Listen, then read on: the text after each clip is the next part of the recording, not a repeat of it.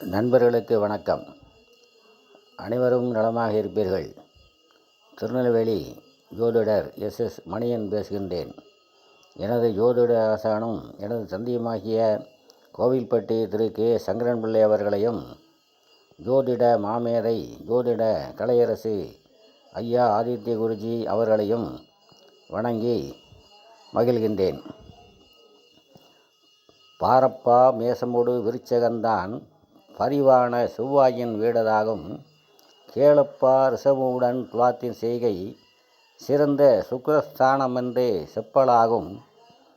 பாரேனி மிதுனமோடு கன்னி வீடு மகத்தான புதன் இருக்கும் மாடமப்பா. ஓரேனி அலையா கடக சந்திரன் உன்னிப்பார் சூரியன்தான் சிங்கமென்றே.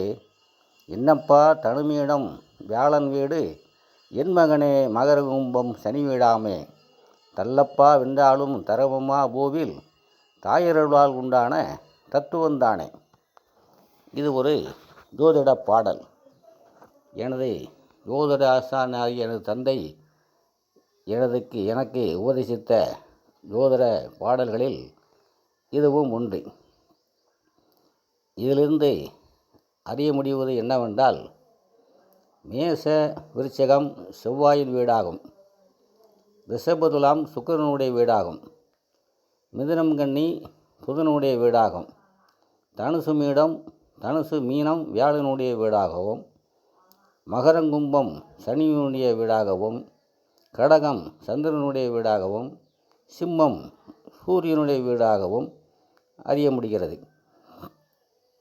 இதில் எந்த ஒரு கிரகமும் தன்னுடைய சொந்த வீட்டில் இருக்கும் பொழுதே ஆட்சி எனும் நிலையை அடைகிறது. சாண பலங்களில் ஆட்சி பலம் முக்கியமானது. அடுத்ததாக சாண பலங்களில் உச்ச வீட்டில் இருக்கும் கிரகமும் அதிக பலம் வாய்ந்ததாக கருதப்படுகிறது. அடுத்ததாக நட்பு வீட்டில் இருக்கும் கிரகமும் பலம் வாய்ந்ததாக கருதப்படுகிறது. அதுபோக பகை நீசம் எனும் வீடுகளில் இருக்கும் கிரகங்கள் பலம் இழந்த கிரகங்களாக கருதப்படுகிறது. ஒரு கிரகம் சாணபலம் பெற்றிருக்கிறதா என்பதை ஒரு திசையின் பலன் அறியும் முன் கவனிக்க வேண்டியது அவசியமாகிறது. அதேபோல ஒவ்வொரு கிரகத்திற்கும் உச்ச வீடுகள் என்று பார்ப்போமேயானால், சூரியன் மேசத்தில் உச்சமாவார், சந்திரன் ரிஷபத்தில் உச்சமாவார், புதன் கன்னியில் உச்சமாவார், வியாழன் கடகத்தில் உச்சமாவார், செவ்வாய் மகரத்தில் உச்சமாவார், சனி துலாத்தில் உச்சமாவார்.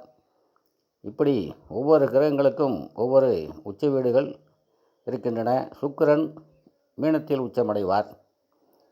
அதேபோல இன்னொன்றையும் நினைவில் வைத்துக் கொள்ள வேண்டும். அதாவது உச்ச வீட்டிற்கு நேர் 7வது வீடு நீச வீடாகும்.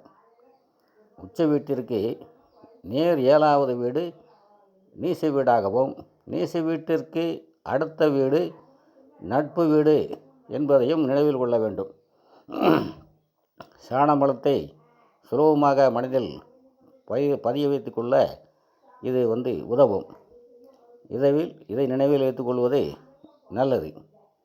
அதாவது ஒரு கிரகம் நன்மை செய்ய வேண்டிய அமைப்பில் இருக்கிறது என்று வைத்துக்கொள்வோம். உதாரணமாக மீனலக்கணத்திற்கு சந்திரன் 5 கூடையவன் சுப ஆதிபத்தியம் பெற்ற கிரகம் 9ஆம் இடத்தில் இருக்கிறார். 9ஆம் இடத்தில் அவர் நீசமடைந்திருக்கிறார்.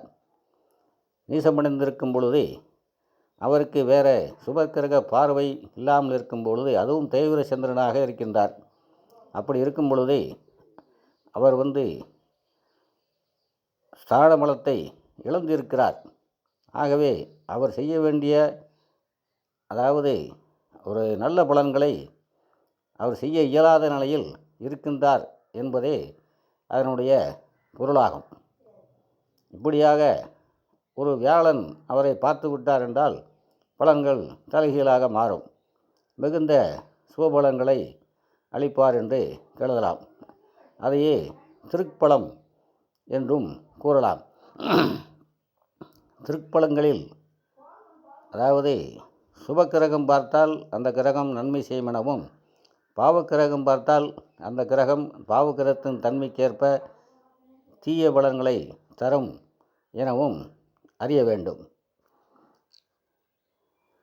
ஒரு கிரகத்தின் வலுவை நிர்ணயிக்க நமது ஞானிகள் நமக்கு தந்த சாணபலம், திக்பலம், திருப்பலம், கால, அயன, சேஷ்ட பலங்கள் என்று 6 வகை பலங்களில் குறிப்பிட்டுள்ள திக்பலம் என்பது வித்தியாசமான உண்டு.